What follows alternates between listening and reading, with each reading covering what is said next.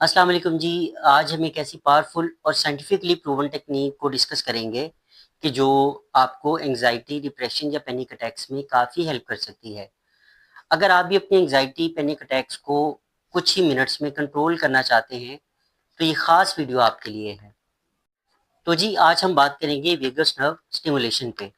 Vagus nerve basically हमारी body की main nerves में से एक नर्व है जो कि हमारे ब्रेन को हमारे हार्ट, हमारे लंग्स और हमारे डाइजेस्टिव सिस्टम के साथ कनेक्ट करती है। इसके अलावा इसका जो डायरेक्ट लिंक है वो हमारे स्ट्रेस रिस्पॉन्स सिस्टम से भी होता है। इसीलिए आपने देखा होगा कि हम जब भी एंजाइटी या पैनिक अटैक्स में होते हैं तो हमारा जो दिल है वो काफ़ी तेज धड़कना शुरू कर देता है, या हमारे जो सांस की रफ्तार है वो बहुत ज़्यादा बढ़ जाती है और हमारी बॉडी जो है वो फाइट और फ्लाइट मोड में चली जाती है। इसके अलावा एक रिसर्च के मुताबिक जो वेगस नर्व स्टिमुलेशन है वो हमारी एंजाइटी या पैनिक अटैक्स को तो कम करती है। इसके अलावा वो लोग के जो पीटीएसडी या एमडीडी का शिकार हैं उसमें भी ये काफ़ी हेल्प करती है। और अगर हम इसके तरीके की बात करें या ये कब कब करनी चाहिए, तो उससे पहले ये बात समझना ज़रूरी है कि ये कोई इमरजेंसी टूल नहीं है। इसके लिए आपको कंसिस्टेंट बेसिस पे इसे अपनी रूटीन का हिस्सा बनाना पड़ेगा, फिर ही आप इसे जो है वो बेहतरीन फ़ायदा हासिल कर सकते हैं। बहुत सारे लोग जो है वो डिफरेंट तरीके से जो है वो वेगस नर्व को स्टिमुलेट करते हैं।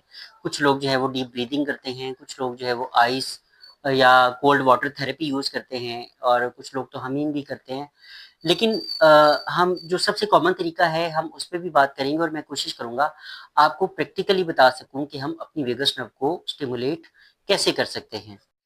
अच्छा, अब आपने करना क्या है?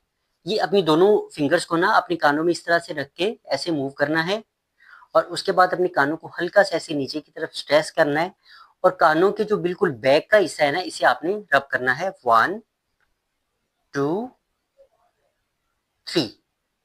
तो ये जो है ये सबसे कॉमन और सबसे ज़्यादा इफेक्टिव तरीका है। मैं आपको इसकी एक एग्जांपल देता हूँ। आप अक्सर मस्जिद में नमाज पढ़ने जाए ना तो लोग बड़े पुरसुकून अंदाज में आपको नमाज पढ़ते नजर आते हैं। एक्चुअली जब हम वजू के दौरान अपने सर का इस तरह से मसा करते हैं ना, तो ये जो तरीका है ये बेसिकली हम अपनी उस वेगस नर्व को ही स्टिमुलेट कर रहे होते हैं। तो हमारी जो बॉडी है वो बड़े रिलैक्स मोड में चली जाती है। इसलिए जो लोग दिन में 5 वक्त नमाज पढ़ते हैं तो वो हमें अपनी ज़िंदगी में काफ़ी ज़्यादा पुरसुकून जो है वो दिखाई देते हैं। अब इसकी जितनी टेक्निक्स मैंने उनका ज़िक्र किया है, आप अपने सारे दिन में मुख्तलिफ औकात में उन टेक्निक्स को यूज़ कर सकते हैं। जैसे अगर आप मॉर्निंग में उठते हैं, मॉर्निंग में आप 5 से 10 मिनट के लिए जो है वो डीप ब्रीदिंग कर लें और आप दोपहर को 1 से 2 मिनट के लिए आप जो कोल्ड वाटर थेरेपी है, वो आप कर लें। उसमें आपने सिर्फ़ ठंडे पानी से अपने फेस को वॉश करना है या आप अपने सर पे जो है वो ठंडा पानी हल्का-सा गिरा लें। उसके अलावा हमिंग की अगर हम बात करें तो वो आप इवनिंग में या असर के टाइम आप हल्की सी बैठ के 1-2 मिनट के लिए हमिंग भी कर सकते हैं। हमिंग का तरीका ये होता है, आपने अपना बिल्कुल जो है वो माउथ क्लोज़ करके, मुँह बंद करके, आपने जस्ट अपने गले से आवाज़ निकालनी है, ये वाली, ठीक है? और बाकी जो ये जो मैंने आपको टेक्नीक बताई है, ये तो आप अगर नमाज़ पढ़ते हैं तो दिन में मुख्तलिफ औकात में या आप जब मर्ज़ी कर सकते हैं।